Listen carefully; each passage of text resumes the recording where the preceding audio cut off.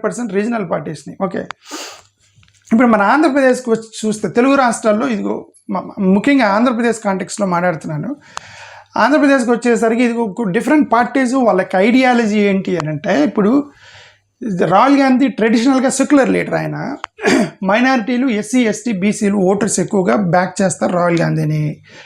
జగన్మోహన్ రెడ్డి గారి యొక్క నాన్నగారు వైఎస్ఆర్, ఆయనకు మంచి పేరు ఉంది మైనారిటీస్ మధ్య. ఎస్సీ ఎస్టీ బీసీలు, కాంగ్రెస్ నాయకుడు, మంచి సెక్యులర్ లీడరు అని ఆయనకు ఒక పెద్ద ఫాలోయింగే ఉంది రాజశేఖర రెడ్డి గారికి. అలాంటి రాజశేఖర రెడ్డి గారు చనిపోతే నేను ఓదార్పు యాత్ర చేస్తానంటే నాకు పర్మిషన్ ఇవ్వలేదని చెప్పేసి ఆ తండ్రి గారి పేరు మీద బయటకు వచ్చి పార్టీ పెట్టాడు జగన్మోహన్ రెడ్డి గారు. అంటే obviously will follow Rajasekhara Reddy ideology. Okay, so కాబట్టి ఎక్కువగా మైనారిటీస్, ఎస్సీ ఎస్టీ బీసీలు వీళ్ళందరూ కూడా జగన్మోహన్ రెడ్డి గారికి సంబంధించిన ఓట్ బ్యాంకుగా ఉన్నారు ఇప్పుడు.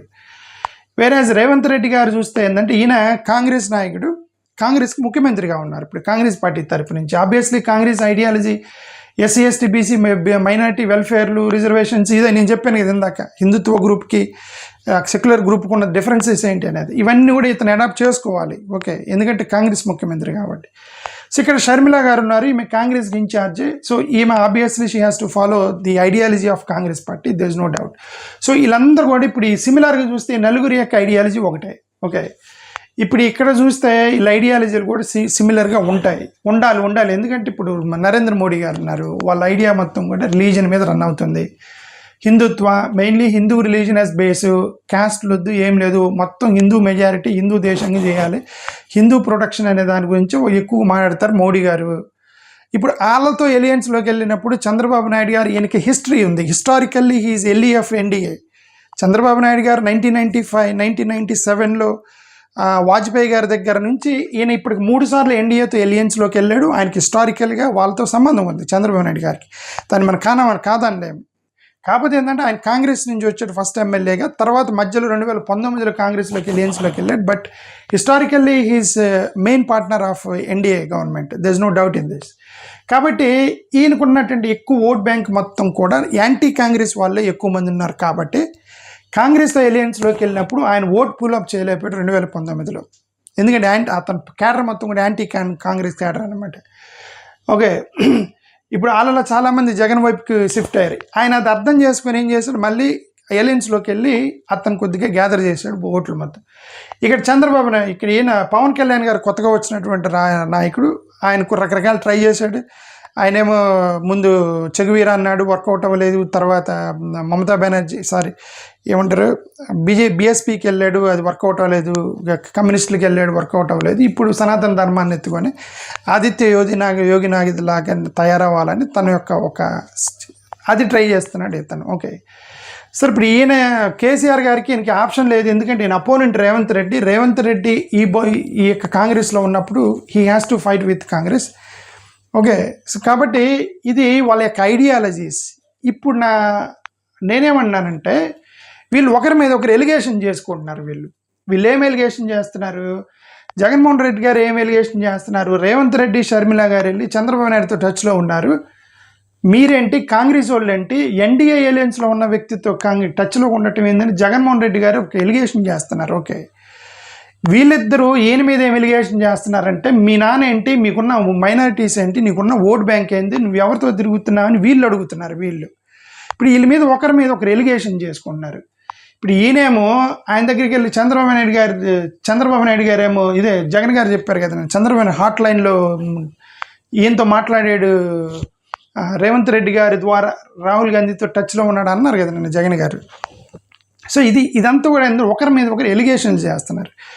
ఈయన ఏంది, జగన్ గారు కేసీఆర్ ఇది గీట మర్చి జగన్ గారు కేసీఆర్ ఫ్రెండ్స్ కాబట్టి ఆయనకు సపోర్ట్ చేస్తారు కాబట్టి, ఆయన అపోనెంట్ కాబట్టి ఈయన ఎందుకు నేను ఎంకరేజ్ చేయాలని ఓకే, ఈయనకి ఫ్రెండ్ కాబట్టి, ఈయన నాకు అపోనెంట్ కాబట్టి ఈయన ఎందుకు, ఇదంతా కూడా ఏంటంటే ఇదంతా జరుగుతుంది ఆంధ్రప్రదేశ్ రాష్ట్రంలో. దీనివల్ల అల్టిమేట్గా ప్రజలు ఇబ్బంది పడతారని నేను ఒక జస్ట్ ప్రజెంటేషన్ ప్రిపేర్ చేసి మీ దృష్టికి తీసుకొస్తాను. ఓకే, రాంగ్ ఫైట్ చేస్తున్నారు. ఇక్కడ రాంగ్ ఫైట్ చేస్తున్నారంటే, ఇప్పుడు జగన్మోహన్ రెడ్డి గారు, చంద్రబాబు నాయుడు, పవన్ కళ్యాణ్ వీళ్ళిద్దరితో కొట్లాడారు అనుకోండి, ప్రాబ్లం లేదు, ఎందుకంటే ఆయన అపోనెంట్ కొట్లాడాలి. But why he is not talking about Narendra Modi అనేది fundamental question, right? Everybody will ask why Jagannath Reddy, a secular leader, when there are attacks on Christians, when there are attacks on scheduled castes, when there are attacks on SC/ST BCs from NDA group, and why he never talks about Narendra Modi అనేది ప్రశ్న అనేది అందరికి వస్తుంది కదా. ఇప్పుడు ఇదే ప్రశ్న చాలామంది మైనారిటీస్ గ్రౌండ్ లెవెల్ అనుకుంటున్నారు కదా. ఓకే, అది రాంగ్ ఫైట్. అది ఆయన గురించి నేనేమంటే, డ్రైవర్ని కొట్టకుండా ప్యాసింజర్ని కొట్టి ఏం చేస్తారు? జగన్మోహన్ రెడ్డి గారు ఎన్డీఏ గ్రూప్కి డ్రైవరు నరేంద్ర మోడీ గారు, వీళ్ళందరూ ప్యాసింజర్లు. చంద్రబాబు నాయుడు ప్లస్ పవన్ కళ్యాణ్ ఉన్నటువంటి ఎన్డీఏ గ్రూపులను 20-30 పార్టీలు వాళ్ళందరూ ప్యాసింజర్లు అయితే ఈజ్ అ డ్రైవర్. నువ్వు డ్రైవర్ని కొట్టకుండా మీ వీళ్ళని ఎంత చేసినా ఆ డ్రైవర్ డ్రైవ్ చేస్తూనే ఉంటాడు కదా. దానివల్ల ఉపయోగం లేదు జగన్మోహన్ రెడ్డి గారికి. ఓకే, కొడితే డ్రైవర్తో సహా క్రిటిసైజ్ చేసుకుంటూ నీ యొక్క ఐడియాలజీని బిల్డ్ చేసుకోవాలి. ఆయన జోలికి నేను వెళ్ళను, కానీ చంద్రబాబు నాయుడు గారు మాత్రమే చేస్తాను అని అంటే మరి అది ఎంతవరకు జగన్ గారికి ఉపయోగపడిద్ది అనేది మరి నాకు తెలియదు. ఓకే, ఇప్పుడు వీళ్ళిద్దరి సమస్య అంటే వీళ్ళు మీ క్వైట్ అపోనెంట్. ఇప్పుడు రేవంత్ రెడ్డి గారు షర్మిల గారికి క్వైట్ అపోనెంట్, కాంట్రడిక్షన్. ఇక్కడ రాహుల్ గాంధీ ప్రాణం పెట్టి కొట్లాడుతున్నాడు వాళ్ళతోటి ఫైట్ చేస్తాడు. నేను వెళ్ళి నన్ను చంపేస్తారని చెప్పేసి కోర్టులో లెటర్ ఇచ్చాడు నా రాహుల్ గాంధీ, నన్ను చంపేస్తారని, నా ప్రాణానికి హక్కు ఉందని. వాళ్ళతోటి వీళ్ళు టచ్లో ఉన్నారు, కాంగ్రెస్ వల్ల అయ్యుండి అనేటువంటి ఎలిగేషన్. మరి అది కూడా కరెక్ట్ కాదు కదా. ఇప్పుడు నీ క్వైట్ అప్పు నీ లీడర్ ఏం చేస్తున్నాడు? నీ లీడర్ డైరెక్ట్గా కొట్లాడుతుంటే వాళ్ళ మీద, మీరెళ్ళి వీళ్ళతో ఆయనతో టచ్లో ఉన్నారు అని అంటే, బట్ ఇది ప్రజలు ఎలా తీసుకోవాలి దాన్ని అనేది ఇక్కడ ఒక ఫండమెంటల్ ఒకటి. సో ఈ రాంగ్ లవ్ అనేది కూడా ఉంది. రాంగ్ లవ్ అంటే ఎంత లేదన్నా జగన్మోహన్ రెడ్డి గారు కాంగ్రెస్ మీద చేసేంత సీరియస్ కామెంట్స్ నరేంద్ర మోడీ గారి మీద చేయట్లేదు. ఓకే, కాంగ్రెస్ అంటే చాలా ఈజీగా అనేస్తున్నాడు, కాంగ్రెస్ వాళ్ళు రాహుల్ గాంధీ అది ఇది అని చెప్పి. బట్ నరేంద్ర మోడీని అనటంలో ఆలోచిస్తున్నారు. బట్ వేరే చంద్రబాబు నాయుడు గారు మన రీసెంట్గా ఇంటర్వ్యూలో కూర్చొని రాహుల్ గాంధీ గురించి చెప్పమంటే నేను I want skip this question అని ఏదో చెప్పినట్టుగా చెప్పాలి కాబట్టి నరేంద్ర మోడీ గారు తిట్టుకుంటారని చెప్తున్నట్టు he has love for him, it's a wrong love. He has a love for him, it's a wrong love. It's going on the entire Andhra Pradesh. It's a wrong love. Okay, these two people are being in touch with Chandrababu Naidu is wrong love. So let us correct it. And then what I say is that I want to correct this as per my. Then I cannot correct. వీళ్ళందరి దగ్గరికి వెళ్ళి చేయండి అని చెప్పలేను, ఎందుకంటే వాళ్ళు నా మాట, వాళ్ళ సెక్యూరిటీలు కూడా నా మాట వింటారు. ఓకే, వాళ్ళ కార్యకర్తలు కూడా నా మాట వింటారు. కరెక్ట్ ఇట్ అంటే let us correct in this YouTube video. మీ సమక్షంలో నా అభిప్రాయం చెప్తున్నాను. Let us correct this. నా అభిప్రాయం ఏంటంటే ప్రజల క్షేమం కోసమైనా సరే, ప్రజల కోసమైనా సరే, మైనారిటీల ప్రొటెక్షన్ కోసమైనా సరే, SC/ST బీసీల కోసమైనా సరే, క్రిస్టియన్స్, ముస్లింలు, రిజర్వేషన్లు కావాలనుకునే వాళ్ళు, ప్రభుత్వ ఉద్యోగాలు కావాలనుకునేవారు, నిరక్షరాస్యత గురించే వాళ్ళు, మా వాళ్ళు వచ్చి మమ్మల్ని కొడతారని భయపడేటువంటి పాస్టర్లు, వీళ్ళందరి కోసమైనా సరే వీళ్ళు నలుగురు మాట్లాడుకొని మీరు ఒక ఎలియన్స్లోకి వెళ్తే it will be very good. ఈ షర్మిల గారు, రేవంత్ రెడ్డి గారు, జగన్ గారు, వీళ్ళు నలుగురికి ఒక ఎందుకంటే ఐడియాలజికల్లీ సేమ్. వీళ్ళకి గొడవలు ఉండొచ్చు, ఆయనకి గొడవ ఉండొచ్చు, ఈయనకి గొడవలు ఉండొచ్చు. But ideologically the vote bank is same. Vote bank is same అయినప్పుడు then you have to go in the similar line. And వీళ్ళందరూ ఓట్ బ్యాంక్ సిమిలర్గా ఉన్నప్పుడు they formed as a team. వాళ్ళకి ప్రాబ్లం లేదు. But where is the confusion is coming in this vote bank. They are very clear from the other side of group. సరే, ఇది work out అవుతుంది, నేను set అవ్వలేను, Rahul గాంధీతో నాకు సంబంధం లేదు, అతనికి నాకు కుదరదు అనుకుంటే ఇంక రెండో ఆప్షన్ ఏంటంటే జగన్ గారు ఇటు వెళ్ళిపోవటం, చంద్రబాబు నాయుడు గారు ఇటు రావటం.